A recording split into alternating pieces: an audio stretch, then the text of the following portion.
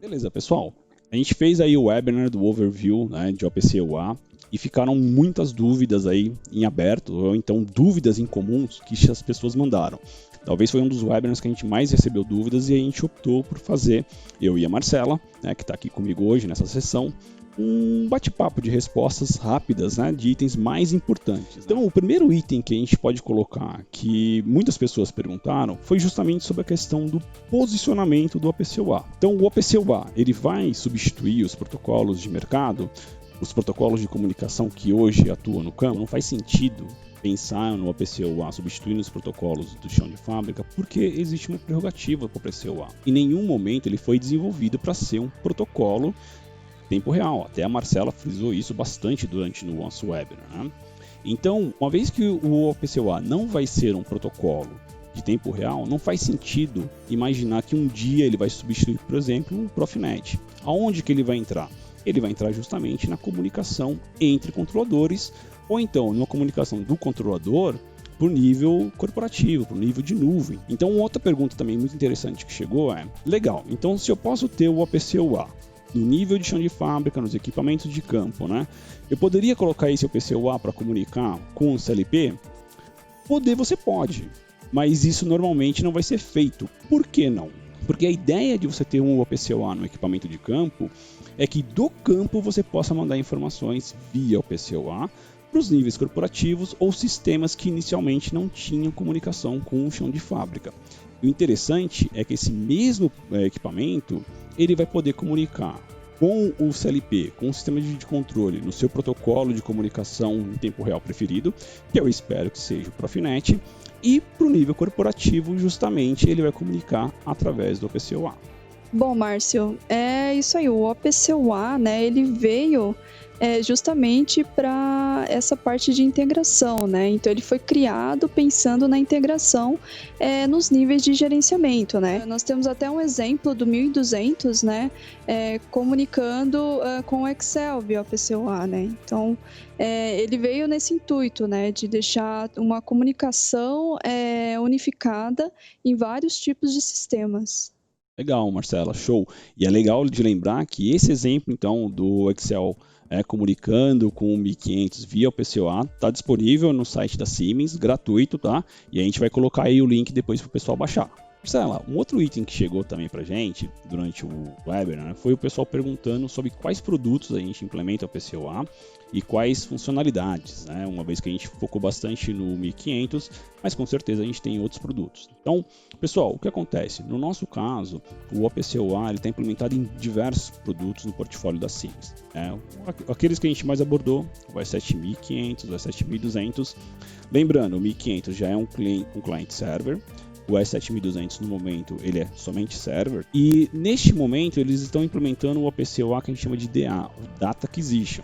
Qual que é a ideia? Pegar informações desses equipamentos, colocar em outros sistemas, ou então o próprio 1500 atuando como um client, né, buscar informações via OPC-UA, e tudo isso é o Data Acquisition, é uma comunicação quase que online. Quando a gente passa a utilizar os nossos sistemas DCS, os nossos sistemas escadas e as nossas IHMs, aí a gente começa a ter muito mais funcionalidades.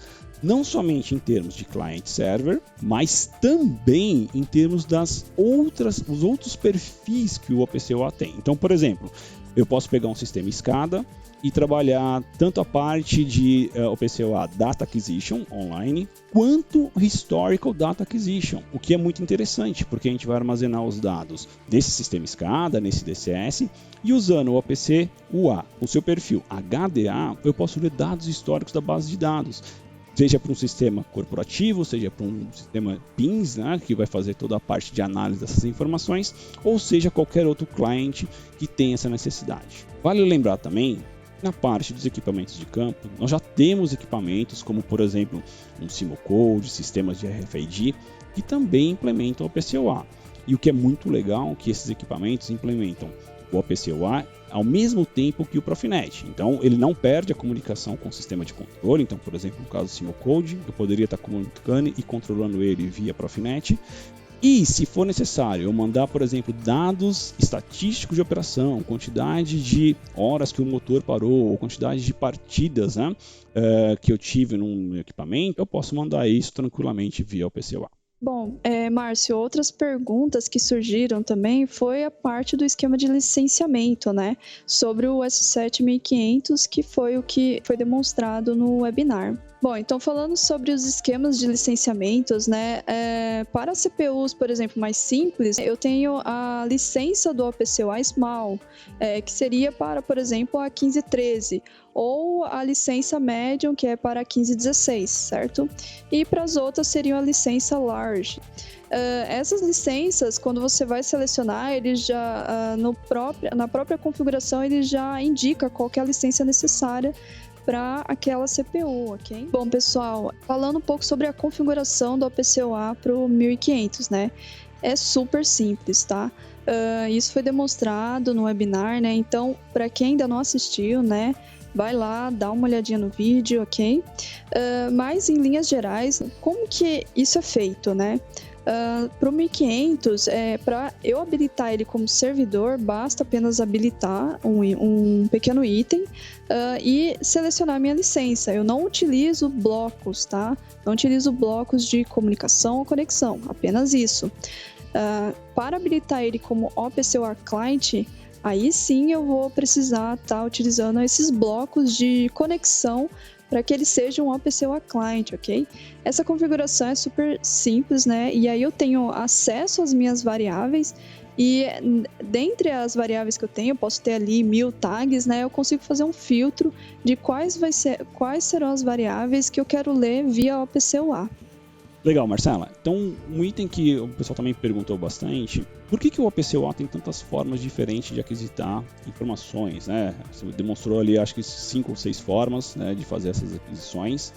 E as pessoas acabaram perguntando, né, por que disso tudo, né? E aí a resposta mais simples é, você tem funções apropriadas para cada tipo de aquisição, cada tipo de comunicação que você vai fazer. Então o OPC-UA ele é muito flexível nessas interfaces. E aí, Marcela, fica uma dúvida, né?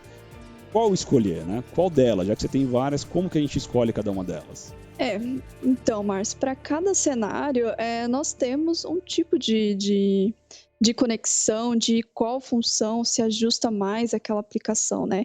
Então, o ideal é cada usuário, né, cada programador, cada cliente verificar a sua aplicação, verificar o seu cenário e escolher qual a melhor função para fazer esse tipo de acesso. Exatamente, né? Então, ou seja, não adianta você querer fazer uma função de browsing, onde você vai identificar todos os tags que você tenha no TLP, no seu servidor, e aí você usar sempre o browse para fazer uma leitura constantemente. Você está usando o browse para fazer uma leitura a cada segundo, né, a cada ciclo. Por quê? Justamente para isso o OPC-UA tem funções muito melhores, né, as funções de publishing e subscriber que ele tem. E aí nesse caso, uma leitura que você precisa dela constantemente, né, dentro do intervalo de tempo, e você não quer sobrecarregar o servidor, seria muito melhor você usar justamente a função de publishing e subscriber. Para ajudar nesse cenário, a Siemens tem um documento muito bacana, que a gente vai colocar aí também o link para vocês, que ela descreve como você faz uma otimização, uma comunicação com o OPC-UA Server da 7500. É uma comunicação focada nas 7500, porém, em linhas gerais, ela pode valer para qualquer sistema. Marcela, um item também que as pessoas se preocuparam bastante, mandaram muitas perguntas mesmo. Já que o OPC-UA vai trazer esse nível de integração, levando informações de chão de fábrica para o corporativo e até mesmo, quem sabe, na nuvem, né? Como é que fica a parte de segurança? Afinal de contas, ninguém quer ter um problema de vazamento de dados ou então permitir um acesso não autorizado. Então, é importante lembrar que no caso do OPC-UA, ele foi o primeiro protocolo, considerado por muitos, inclusive por mim, a minha opinião pessoal, tá? Que foi o primeiro protocolo que realmente implementou segurança no nível de chão de fábrica. Todos os outros protocolos tentaram de alguma forma, mas como o OPC-UA, isso a gente pode colocar o OPC-UA talvez como best in class dentro dessa linha de protocolos industriais. E como é que eu vou escolher essas políticas? Então é importante lembrar que normalmente quando você aplica políticas de segurança, isso demanda um processamento pelo lado do sistema, né? Todo mundo tem que processar essa segurança em si. E não necessariamente você vai aplicar uma comunicação segura via OPC-UA aonde não se precisa de segurança. Então, é importante, na hora de entender como é que a gente vai fazer essa comunicação segura com o OPC-UA, se a segurança se torna necessária ou não. Preciso ter políticas de segurança implementadas no OPC-UA? Se eu vou ter uma comunicação entre máquinas que estão rodando ali uma do lado da outra, o dado nunca vai para a internet, o dado nunca vai para o nível corporativo? Nesse caso, então, você não precisaria, tá? Então, literalmente, da mesma forma como o OPC-UA tem vários meios de aquisitar um dado, ele também tem várias formas de você proteger uma comunicação com o OPC-UA, seja através de usuário e senha, mais criptografia, né? Inclusive, se você falar de criptografia, assinatura digital, ele tem aí os certificados. Tá? A parte de certificados também é um outro item super interessante, porque ela permite, né, através de uma chave de criptografia, você criptografar o dado de forma que ninguém consiga ler essa informação, ou então você faz uma assinatura digital no dado, de forma que esse dado, quando chegar no seu parceiro, chegar em quem vai consumir, ele sabe que aquele dado é autêntico. Então, é possível utilizar certificados digitais dentro do OPC-UA, porém, de novo, eu só utilizaria esses certificados, assim como as políticas de usuário e senha, quando o dado ele começa a sair para fora da minha máquina. Ele vai para o ambiente corporativo, ele vai para uma outra unidade de negócio dentro da empresa, ou até mesmo, quem sabe, quando ele for para a internet. Aí, sem dúvida, se o dado está indo para a internet ou ele está saindo de dentro da empresa, o OPC-UA, utilizando as políticas de usuário e senha, usando os certificados digitais e principalmente usando assinatura digital e criptografia, isso tudo, esse cenário se torna necessário. Localmente, eu acredito que não seria necessário, não faz sentido. Marcelo, um outro ponto que a gente abordou também no webinar, né, e que as pessoas ficaram super curiosas, e o futuro do OPC-UA, né? Como vai ser? Então, teve pessoas perguntando, né, se o OPC-UA ele vai acabar com software de conversão. Né? Hoje a gente tem bastante softwares, plataformas que convertem um protocolo em outro. Né? E muitas vezes aí existem até softwares que convertem um protocolo proprietário em OPC-UA. Então, a partir disso, realmente faz sentido pensar que se eu tenho equipamentos de campo, se eu tenho equipamentos como controladores, sistemas de escadas de HM, já suportando o OPC-UA, será que esses softwares vão ser necessários no futuro? Olha, inicialmente parece não fazer sentido pensar em softwares que fazem conversão de protocolos proprietários para o OPC-UA.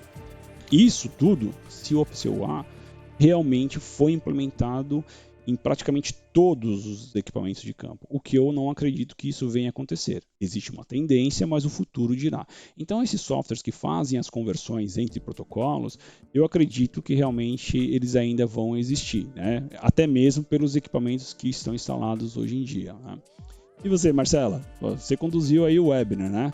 Você acha então que no futuro vai ser possível, no futuro ou justamente hoje, né, fazer uma integração entre OPC-UA com fornecedores diferentes? Tudo isso vai ser realidade ou é meio que um tema muito futurista? Não, imagina, isso daí tá acontecendo hoje, né? Nós temos aí a integração, o OPC-UA ele vem para trazer esses sistemas heterogêneos, né? Então, a ideia é que o OPC-UA faça essa comunicação uniforme entre esses diferentes protocolos proprietários, né? Então, ele vem justamente para isso. E aí o que é interessante, né? Você veja que a gente está falando do básico do OPC-UA, Marcela, a gente está falando talvez já de cenários futuristas em cenários OPC-UA PubSub mais TSN, né? Como é que as pessoas podem adquirir um pouquinho mais de informação, né? O que você tem visto por aí? Tanto que, né, nós estamos fazendo pela Siemens quanto no mercado, né? O que você acha? Onde que a gente pode conseguir um pouco mais dessas informações? Realmente tem muita novidade, né? Tem muita coisa que sai sobre o OPC-UA, né? E uma forma de você ter acesso a isso é através do OPC Foundation, né? Dentro dele você tem ali uma infinidade de materiais, né? De documentações que você pode utilizar, sendo você um programador, sendo você um desenvolvedor de softwares, né? Então, dentro do OPC Foundation, desde que ele se tornou o open source, né, você tem ali um acesso às informações, a códigos-fontes interessantes e para acompanhar, né, essa tecnologia, o desenvolvimento dessa tecnologia. Exatamente, né? Lembrando que a gente faz a nossa parte, né? E aí a gente tem também treinamentos dentro da Siemens que falam sobre o PCOA, não somente nos nossos produtos, né? Mas com uma visão geral do PCOA. E eu acho que é interessante isso também, Marcela, você trabalha no setor de suporte ao cliente, né? Você faz esse serviço de consultoria pós-venda. A Siemens, né? O seu setor consegue ajudar os clientes nessa parte de projetos e configurações de PCOA? Sim, com certeza. Falando um pouco de Siemens, falando um pouco do meu setor, né? O Hotline é o suporte técnico, tá? Então, caso vocês precisem de um auxílio, queiram saber mais sobre o APCOA, 1500, né? Como que faz essa integração, como que utiliza, você pode estar contatando a gente, né, através da nossa central. Então a gente vai deixar aqui o número e também o site, né, onde você pode ali abrir uma request, um pedido, né, de auxílio, ok? Fora isso, o Citrem é o nosso centro de treinamentos, né, Siemens, e já está previsto um curso super bacana, né, falando sobre a indústria 4.0. Então ele aborda vários temas, não somente o PCOA. O PCOA é um dos conteúdos, né? Então entra no site também do Citrem, já está aberto ali para fazer as inscrições, né? Previsto para agosto e setembro, ok? Legal, Marcela. E eu uso bastante, né, tanto o serviço do Citrem, como principalmente aí as dúvidas do que eu tenho por Hotline. Canso de ligar para Marcela, canso de ligar para o Denilson. Acho que a grande maioria das pessoas aqui já conhece. Se você não conhece o nosso suporte de pós-venda pelo Citrem e pelo Hotline, a gente vai deixar aqui alguns telefones de contato, alguns endereços que você pode utilizar. Lembrando que a grande maioria desses serviços são gratuitos, existe a modalidade paga, mas a grande maioria dos nossos suportes eles são feitos de forma gratuita. Espero que vocês usem, né? E principalmente, espero que eu e a Marcela a gente possa ter respondido alguma das dúvidas que ficaram pendentes pelo lado do webinar. Marcela, agradeço por demais aí o seu tempo, né? Tanto no webinar quanto agora. Então, a gente só tem a agradecer e principalmente desejar que vocês façam uso dessa tecnologia, que principalmente essas tecnologias como a PCOA e outras tecnologias da Siemens vão fazer a diferença no caminho da digitalização. Legal? Valeu, Marcela. Obrigado. Tchau, tchau.